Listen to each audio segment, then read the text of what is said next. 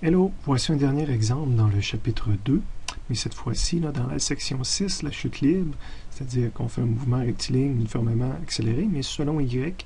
Donc un mouvement qui est sur une chute libre, c'est un mouvement qui est soumis à la valeur d'accélération gravitationnelle, la valeur de G. Donc je suis à la page 22 de vos notes de cours du chapitre 2. Je vais faire l'exemple 5.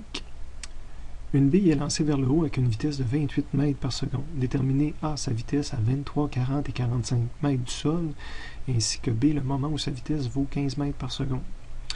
Prendre note que je ne suis pas pleinement satisfait de mon cahier de calcul ici. Il faudrait que je prenne le temps de le réécrire. C'est un peu un brouillon, quand même un brouillon bien fait, mais il n'est pas dans l'ordre habituel que je présente mes choses.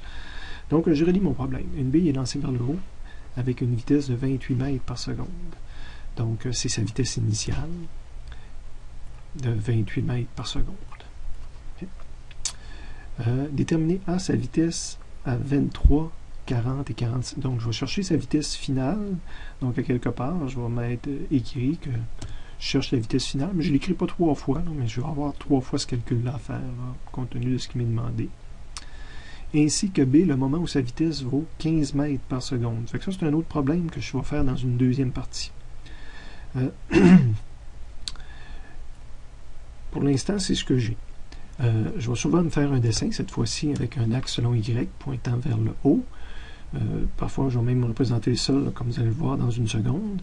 Donc, je connais au moins ma vitesse initiale. C'est probablement, j'ai mis mon objet ici au départ avec une certaine vitesse initiale vers le haut. Okay.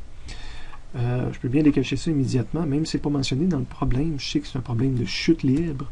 Donc, je vais être soumis à une accélération gravitationnelle qu'on appelle G vers le bas. Okay. Petit dessin en arrière n'était pas strictement nécessaire. J'aurais pu faire le problème à partir de où. Quand je me mets ça, c'est souvent ma référence, dire que ça, c'est mon point 0. Okay.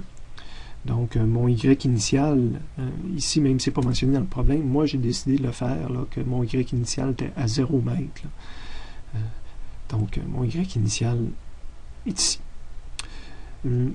Évidemment, pas strictement obligatoire parce que c'est pratiquement une constante universelle. C'est une donnée physique bien connue, mais je vais quand même m'écrire ma valeur de G est égale à 9,8 mètres par seconde. Ce n'est pas donné dans le problème, mais c'est une donnée du problème qui est connue. Okay. On me demande la vitesse finale à 3 endroits différents. Je vais au moins dessiner mon objet à un endroit, donc il est en train de monter, et sa vitesse finale. Et je vais raisonner que ma vitesse finale va être plus petite que ma vitesse initiale. L'objet va ralentir en montant. Vous connaissez bien ça. Okay. Donc, les pointillés représentent mes positions là, Y finale. C'est approximatif, là, je ne sais pas si ça va faire ça. Surtout, là, j'ai montré l'objet qui montait puis qui allait redescendre. Dans les lois de la physique, l'objet va retomber. Puis je l'ai mis un petit peu à côté, mais dans le fond, l'objet va monter en ligne droite. S'il est bien lancé en ligne droite, puis il pourrait même retomber en ligne droite. Mais sur un dessin, on le verrait mal. Fait que je l'ai comme fait retomber un petit peu à côté. Je ne le précise pas toujours, mais ce n'est pas des dessins parfaitement à l'échelle. Donc, pas obligatoire dans la solution. Là. Il aurait pu être en rouge, un peu différent, dire que c'est une information supplémentaire. J'ai quand même oublié de mentionner les 23, 40, 45 mètres. Donc ça, c'est mes positions Y finales. Donc dans ma partie des données, là, je devrais avoir ces données-là correspondant à 25, 43 et 45 mètres. Donc j'ai une bonne représentation de ma situation. Je connais les données, je sais ce que je cherche. Je m'en vais dans le résumé du chapitre 2, trouver des outils pour le résoudre. Évidemment, je vais aller dans la partie chute libre. Je cherche une vitesse finale. La première équation ne le fait pas apparaître. Deuxième équation, vitesse finale le fait apparaître, mais j'ai besoin de connaître le temps, qui n'est pas connu dans mon problème. Troisième équation, je cherche une vitesse finale. Oups, dans le résumé, là, ce serait souhaitable d'enlever les selon Y ici. Okay. Donc, quand je les enlève en temps réel comme ça, là, sur votre copie papier, ils n'ont pas été effacés. C'est pas grave s'ils sont là. L'équation est vraie pareil, mais je la trouve bien mieux, l'équation, sous cette forme-là. Donc, je cherche la vitesse finale, connaissant la vitesse initiale, G est connu, delta Y est connu, yes, bingo, j'ai trouvé la bonne équation pour résoudre mon problème, celle que j'ai écrite ici. Même remarque, là, j'enlève mes selon Y qui ne sont pas requis dans ce problème-là. Okay. Donc, ma vitesse finale selon Y, je vais pouvoir la trouver. J'enlève encore une fois le selon Y. j'enlève le carré, ça veut dire que je vais prendre une racine. Quand on prend une racine, ça peut faire apparaître un plus ou moins. Je prends la racine de la vitesse initiale au carré, moins 2g delta y. Fait que j'ai vraiment trouvé l'équation qui va me permettre de calculer la vitesse finale. Et je vais l'essayer 3 fois. Une première fois. Évidemment, je laisse tomber le signe négatif. OK? Parce que, évidemment, la réponse négative ne m'intéresse pas. Je cherche un module, puis un module, c'est toujours positif. Donc, ma vitesse initiale sera toujours le 28. Il n'y a pas de problème de cohérence d'unité, comme j'avais dans un problème précédent. Fois 2, fois le 9.8. Hein, ici, j'ai vraiment la valeur de G, donc 9.8, fois le delta Y, qui est égal à Y final moins Y initial. Fait que Y final 23 moins Y initial 0. Donc, je vais avoir une vitesse de 18.2 mètres secondes. Je vais avoir diminué de vitesse, comme je m'y attendais. J'essaie de le calculer une deuxième fois. Donc, cette fois-ci, avec une valeur de vitesse, pas de vitesse, mais de delta Y. On me demandait maintenant quelle va être ma vitesse quand je vais être rendu à 40. Je fais 40 moins 0. Oups! J'arrive à 0 mètres par seconde. Beau hasard. Donc, je vais être en haut exactement à 40 mètres. Okay. Donc, ce chiffre-là est probablement égal dans une calculatrice à l'ensemble de ces chiffres-là. Ça me donne une racine de 0, ça me donne un 0. Un hasard voulu par le prof.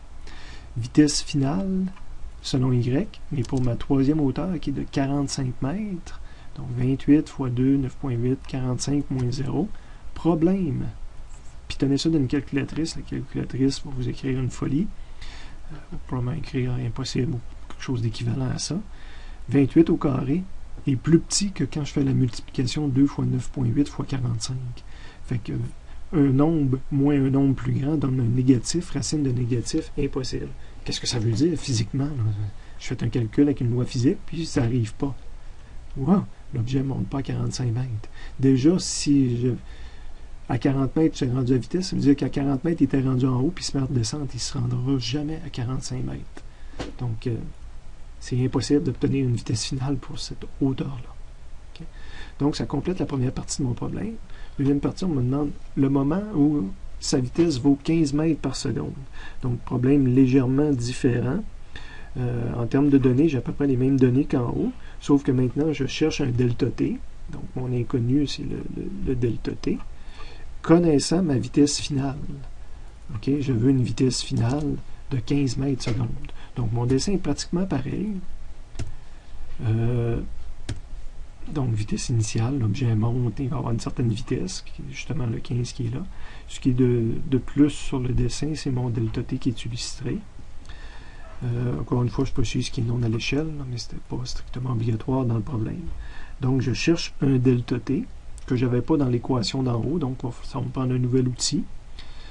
Donc, je cherche un delta t, mais il y a du delta t au carré, celle-là, je l'évite tant que j'ai autre chose pour le faire. Dans le deuxième, j'ai du delta t.